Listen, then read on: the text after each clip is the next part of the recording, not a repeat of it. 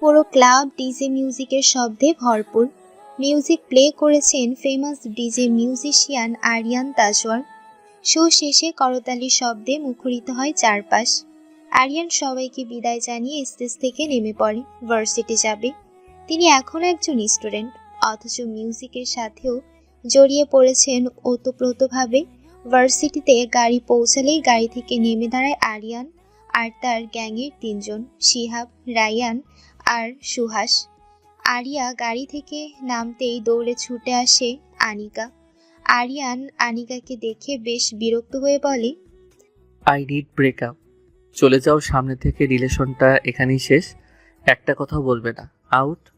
আমি তোমাকে ভালোবাসি, তুমি আমার সাথে কেন এমন করছো? আমার ভুলটা কি? এই মেয়ে, বাংলা বোঝো না? আউট। সামনে থেকে সরো। আরিয়ান কথাটা বলেই দাম্ভিকতা নিয়ে আনিকাকে পাশ কাটিয়ে হাঁটা দেয় সামনের দিকে। বাকি তিনজনও তার পিছু নেয়। পেছনে অসহায় দৃষ্টিতে তাকিয়ে আছে আনিকা। কত কষ্টের পর আরিয়ানের সাথে রিলেশনে গিয়েছিল, আজ সব শেষ হয়ে গেল। আরিয়ান এমনটা যে প্রথম করেছে তা নয়, সে এই নিয়ে ৭৪ জনের সাথে ব্রেকআপ করেছে। তার মতে ভালোবাসা বলতে কিছু হয় না। সে ফ্রেন্ডের সাথে বাজি ধরে ধরে মেয়েদের পটিয়ে কয়েকদিন রিলেশন করেই ব্রেকআপ করে দেয়। এটা তার স্বভাবের রূপ নিয়েছে। ভার্সিটির কিছু মেয়ে আর চোখে, কেউ বা সরাসরি হা করে তাকিয়ে আছে আরিয়ানদের গ্যাংয়ের দিকে। আরিয়ানের গ্যাংয়ের সবাই খুবই সুন্দর, তাই সব মেয়েদের অল টাইম ক্রাশ তারা। আরিয়ান আর তার বন্ধুরা মিলে গিয়ে বসে ক্যান্টিনে। তারা বিভিন্ন বিষয় নিয়ে গল্প করছে। হঠাৎই রায়ান বলে, আরিয়ান দেখ, কি কিউট একটা মেয়ে, পাল্লোকে পটিয়ে দেখা। আরিয়ান মাথা পেছনে ঘুরিয়ে দেখে ফুল ভার্সিটির ইউনিফর্ম পরিহিত একটা মেয়ে দাঁড়িয়ে আছে। মেয়েটা ফর্সা, তবে ড্রেসের সাদা রংটাও তার গায়ে মানিয়েছে বেশ।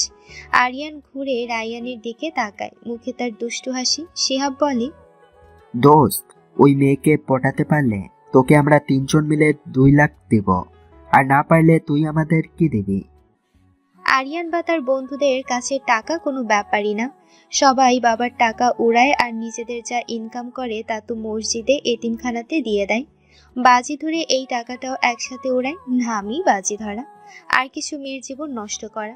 আরিয়ানের মধ্যে বিশেষ কিছু আছে যা যে কোনো মেয়েকেই তার প্রতি আকৃষ্ট করে ফেলে।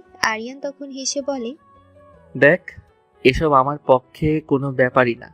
তবে এই কিউট মেয়েটার মন ভাঙতে ইচ্ছে করছে না, কিন্তু তোরা যখন বলছিস তাহলে আমি ওকে পটিয়ে ফেলবো।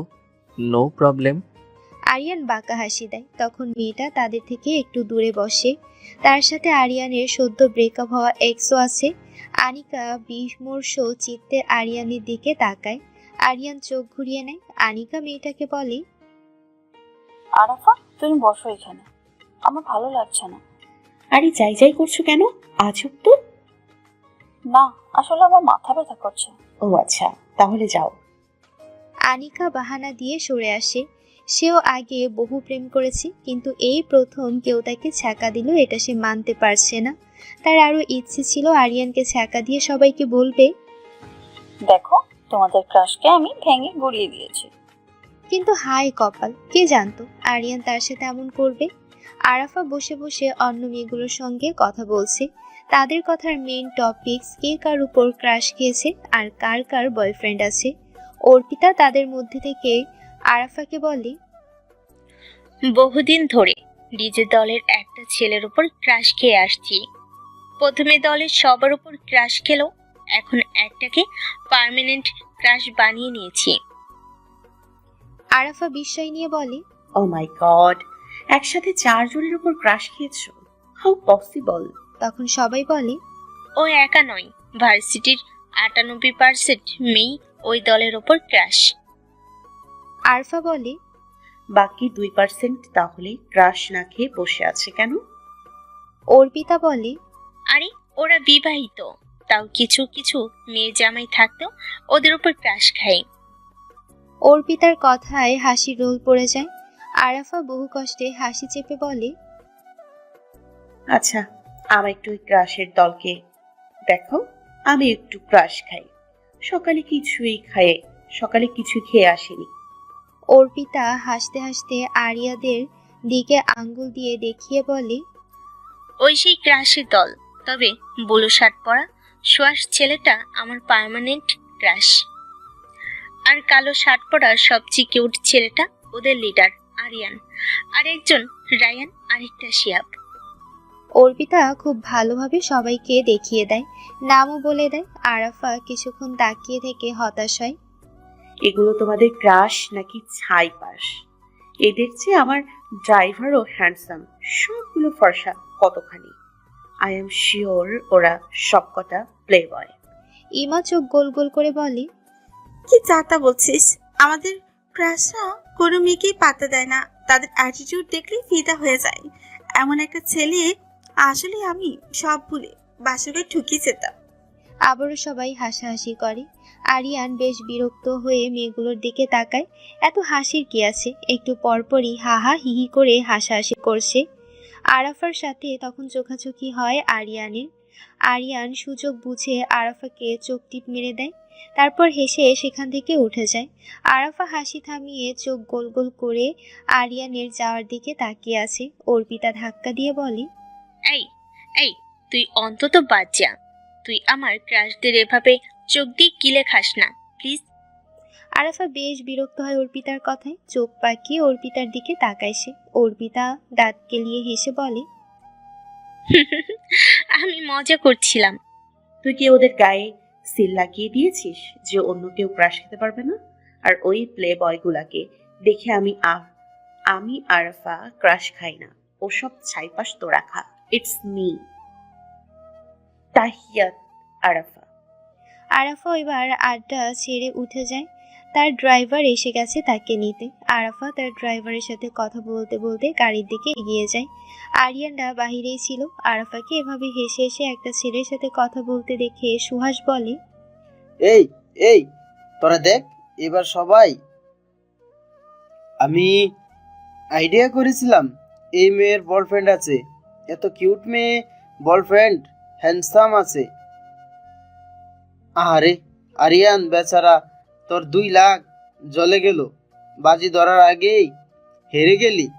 তোকে কতবার না করেছি ওদের দুজনের সাথে বাজি ধরে মেয়েদের জীবন নষ্ট করিস না। এবার দেখ ভালোবাসা কি একটা বাজি। আরিয়ান তখন শান্তভাবে আরাফার যাওয়ার দিকে তাকিয়ে জবাব দেয়, ভালোবাসা একটা বাজি। তোর কোনো সমস্যা? শোন, আমি মেয়েদের কখনোই ভালোবাসতে পারবো না।